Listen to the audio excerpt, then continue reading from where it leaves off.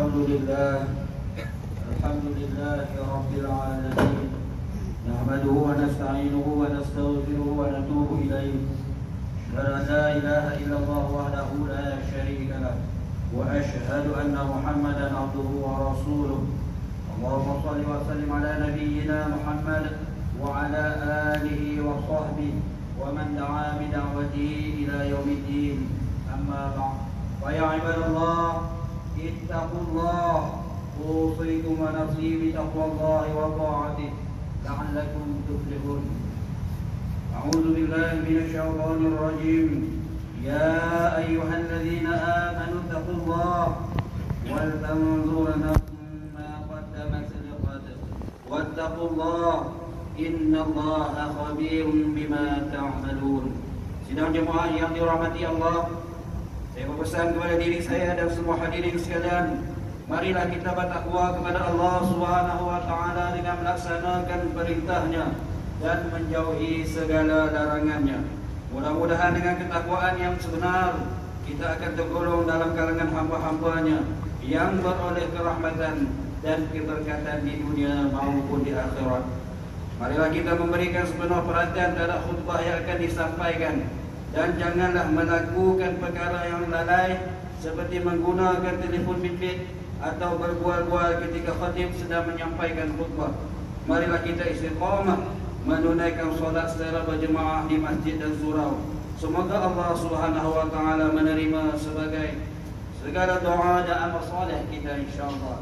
Imam pada hari Jumaat yang mulia ini akan membicarakan khutbah yang bertajuk muhasabah membentuk pribadi muslim. Sidang jemaah yang dirahmati Allah, beberapa hari lagi tahun 2023 akan meninggalkan kita. Pastinya lebaran tahun ini menyimpan berbagai kenangan pahit dan manis yang menjadi pengalaman berharga dalam hidup kita. Bertambahnya tahun bermakna usia kita turut meningkat, yang menandakan bahawa kehidupan kita semakin hampir kepada kematian. Sebagai manusia, pertambahan usia bukanlah jaminan panjangnya umur, kerana kematian tidak pernah mengenal usia tua maupun muda. Allah Subhanahu wa taala memerintahkan kita agar sentiasa memperhatikan segala amalan dan perbuatan yang telah kita lakukan pada setiap masa dan mempersiapkan diri dengan bekalan yang sebanyaknya bagi menempuh kehidupan yang abadi di akhirat kelak. Renungkan firman Allah Subhanahu wa taala sebagaimana yang dibacakan tadi menerusi surah Al-Hajj ayat 18 yang bermaksud, wahai orang-orang yang beriman, bertakwalah kamu kepada Allah dan hendaklah setiap diri memperhatikan apa yang telah diperbuatnya untuk hari esok yang di akhirat. Dan bertakwalah kepada Allah, sesungguhnya Allah Maha mengetahui apa yang kamu kerjakan. Dan janganlah kamu seperti orang-orang yang lupa kepada Allah, lalu Allah menjadikan mereka lupa kepada diri mereka sendiri. Mereka itulah orang-orang yang fasik. Muhasabah merupakan perkara yang baik, namun tidak disukai kerana kebanyakan manusia tidak mahu menilai kekurangan dalam diri mereka. Ini umpama ubat yang pahit, tetapi menjadi penawar yang dapat mengubati pelbagai penyakit. Kerana itulah orang-orang yang selalu bermuhasabah dapat membersihkan diri daripada kejahilan, kekurangan, noda dan dosa. Namun harus kita sedar bahawa amalan bermuhasabah bukan hanya sekadar mengingati dan menilai kelemahan serta dosa-dosa yang telah kita lakukan. Kerana hakikat manusia, kerana hakikat muhasabah juga adalah memaksa diri untuk kembali taat dengan melaksanakan segala perintah Allah Subhanahu wa taala dan menjauhi segala larangannya. Marilah kita renungkan hadis yang diriwayatkan oleh Imam At-Tirmizi daripada Syaddad bin Aus radhiyallahu anhu, bahawa baginda Nabi sallallahu alaihi wasallam bersabda, al-kayyisu man dana nafsahu wa amila lima ba'da al-maut wal 'ajizu man asba'a nafsahu hawaha wa tamanna 'ala Allah. Yang bermaksud, orang yang bijak adalah orang yang bermuhasabah tentang dirinya sebelum dihisab pada hari akhirat kelak dan beramal untuk kehidupan sesudah mati. Sedangkan orang yang lemah adalah orang yang mengikuti hawa nafsunya dan berangan-angan terhadap Allah Subhanahu wa taala. Imam Hasan Al-Basri pernah berkata, Sekiranya kita ingin mengetahui kedudukan kita di sisi Allah Subhanahu wa taala, maka lihatlah bagaimana kita mengutamakan Allah Subhanahu wa taala dalam kehidupan seharian kita. Justru itu, lihatlah bagaimana kita dapat menentukan sama ada kehidupan kita dekat atau jauh dengan redha daripada Allah Subhanahu wa taala. Sebelum kita membina azam menjelang ketibaan tahun yang baru, nilailah kembali sejauh mana tahap pengamalan hidup kita sebagai seorang muslim. Berbanyakkanlah bertaubat kepada Allah Subhanahu wa taala. Kerana kita mengharapkan dengan cara menilai diri, cari kelemahan dan kekurangan diri, di samping mengisafi dan bertaubat terhadap segala perlakuan yang mengundang dosa. Allah Subhanahu wa taala memberi kasih sayang, rahmat, berkat dan keampunannya kepada kita semua di dunia ini. Sidang jemaah yang dirahmati Allah, dalam kita mempersiapkan diri menempuh cabaran hidup di tahun hadapan, rancangan yang rapi dan terbaik mesti kita lakukan. Kita harus sedar bahawa kehidupan di dunia merupakan medan ujian. Oleh kerana itu, setiap usaha yang kita lakukan bagi mencapai azam dan cita-cita pastinya melalui liku-liku dan cabaran. Jika tidak sanggup menghadapi ujian dan dugaan ini, mana mungkin kejayaan yang kita impikan, yang kita cita-citakan akan tercapai. Justru itu, ingatlah bahawa orang-orang yang berjaya perlu mempunyai sikap optimis, iaitu sentiasa positif dalam menghadapi ujian hidup dan selalu mempunyai harapan yang baik dalam menghadapi sesuatu perkara. Sedangkan orang yang malas dan tidak suka kepada cabaran dan kesukaran akan sentiasa bersikap pesimis, iaitu mudah putus asa dan kecewa.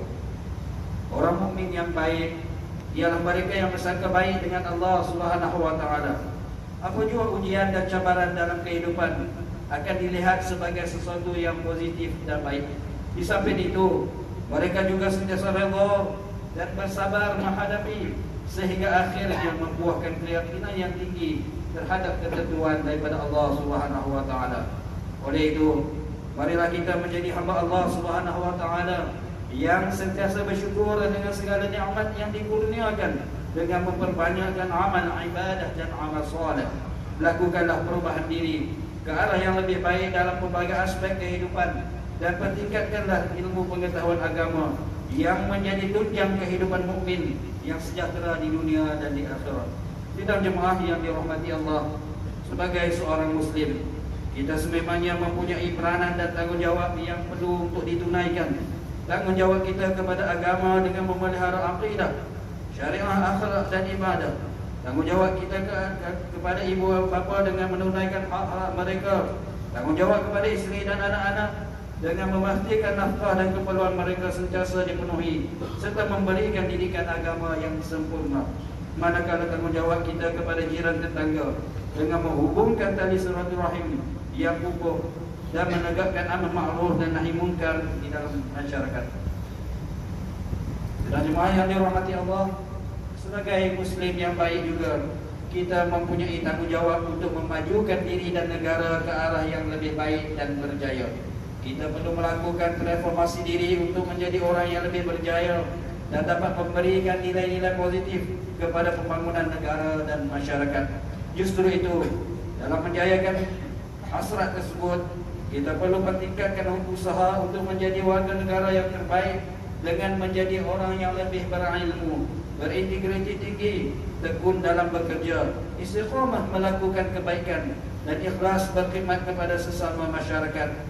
Nilai-nilai murni ini akan menjadi pembangkit kepada kita semua dalam membentuk sebuah masyarakat yang harmoni, sejahtera, stabil dan selamat. Apabila seluruh rakyat dapat bekerjasama dan saling membantu dalam perkara kebaikan, taat kepada pemimpin dan patuh kepada undang-undang, memelihara hak-hak sesama kita dan sebagainya. Inilah bukti kesetiaan kita kepada negara, agama dan bangsa. Sama-samalah kita menghayati firman Allah Subhanahu wa taala dalam surah Al-Maidah ayat yang kedua. A'udzu billahi minasyaitonir rajim. Wa ta'awanu 'alal birri wat taqwa wa la ta'awanu 'alal itsmi wal 'udwan. Yang bermaksud, dan hendaklah kamu bertolong-tolongan membuat kebajikan dan bertakwa, dan janganlah kamu bertolong-tolongan pada melakukan dosa, yakni maksiat dan pencorobohan.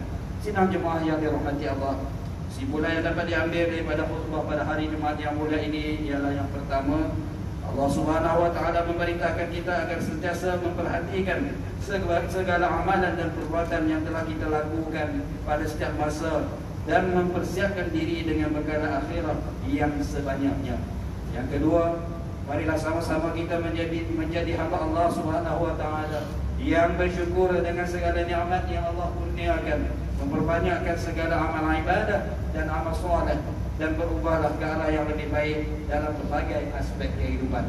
Yang ketiga, samalah kita mempertingkatkan ilmu pengetahuan agama yang menjadi tunjang kehidupan mukmin di dunia dan di akhirat, dan tunaikanlah tanggungjawab kepada agama, negara, bangsa, keluarga dan juga masyarakat.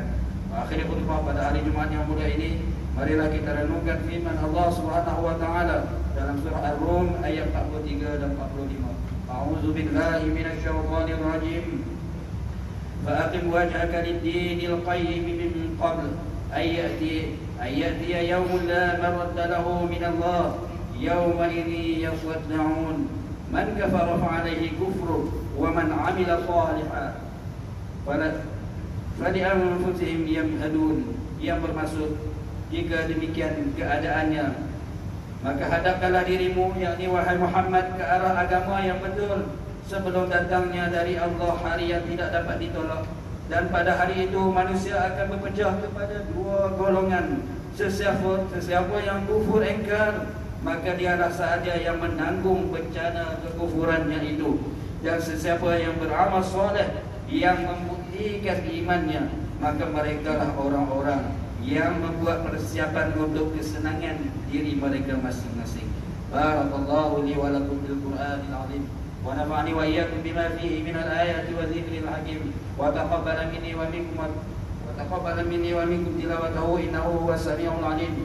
Aqulu qawli hadha wa astaghfirullahal azim li wa lakum wa lisairil muslimina wal muslimat wal mu'minina wal mu'minat al ahya'i minhum wal amwat fastaghfiruhu innahu huwal ghafurur rahim.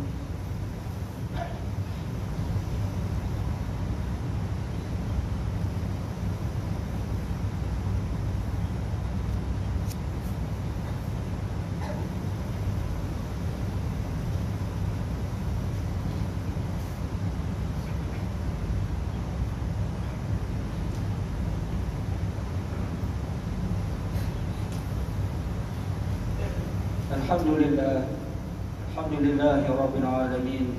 Salatu wassalamu ala Sayyidina Muhammadin Nabiyil Amin wa ala alihi wa ashabihi al-qahirin wa man tabi'ahum bi ihsanin ila yaumiddin. Asyhadu an la ilaha illallah wahdahu la syarika lah wa asyhadu anna Muhammadan abduhu wa rasuluh. Allah asyhadu an la ilaha amma ba'd. Fa ya ibadallah ittaqullaha haqqa tuqatih واعلموا أن الله أمركم بأمر عظيم أمركم بالصلاة والتسليم على نبيه الكريم فقال الله تعالى إن الله وملائكته يصلون على النبي يا أيها الذين آمنوا صلوا عليه وسلموا تسليما اللهم صل على سيدنا محمد وعلى آل سيدنا محمد كما صليت على سيدنا إبراهيم وعلى آل سيدنا إبراهيم وبارك على سيدنا محمد وعلى آل سيدنا محمد كما باركت على سيدنا إبراهيم وعلى آل سيدنا إبراهيم في العالمين إنك حميد مجيد. وارض اللهم عن الخلفاء الراشدين وعن بقية الصحابة أجمعين وعن التابعين وتابع التابعين ومن تبعهم بإحسان إلى يوم الدين وارض عنا معهم يا أكرم الأكرمين. اللهم اغفر للمسلمين والمسلمات والمؤمنين والمؤمنات الأحياء منهم والأموات.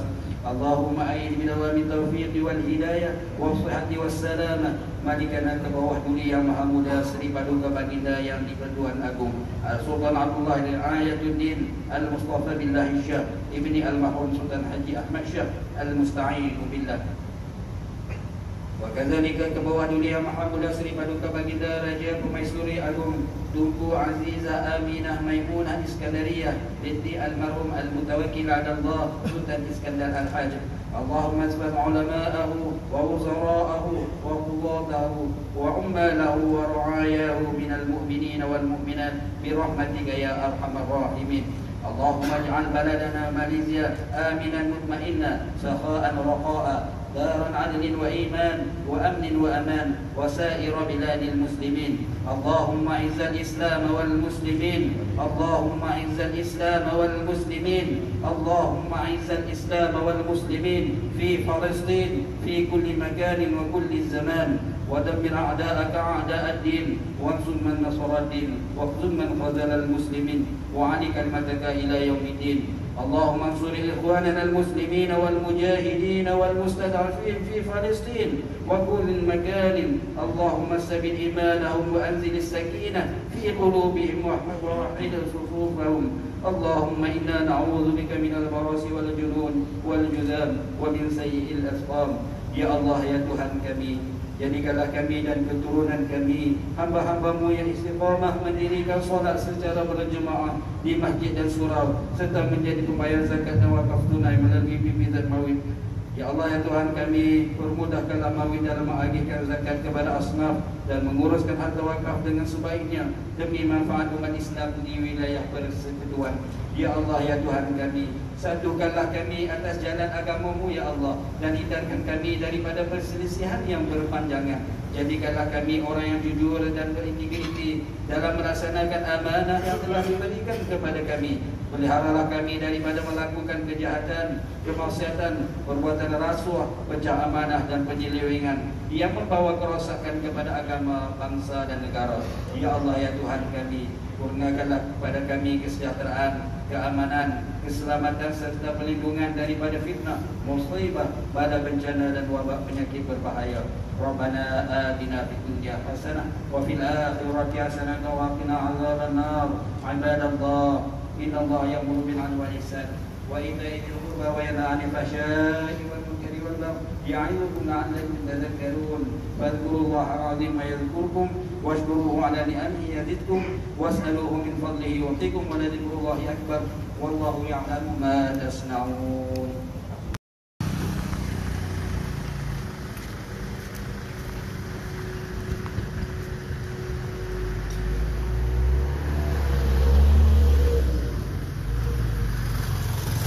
Antara masjid yang sangat-sangat mewah.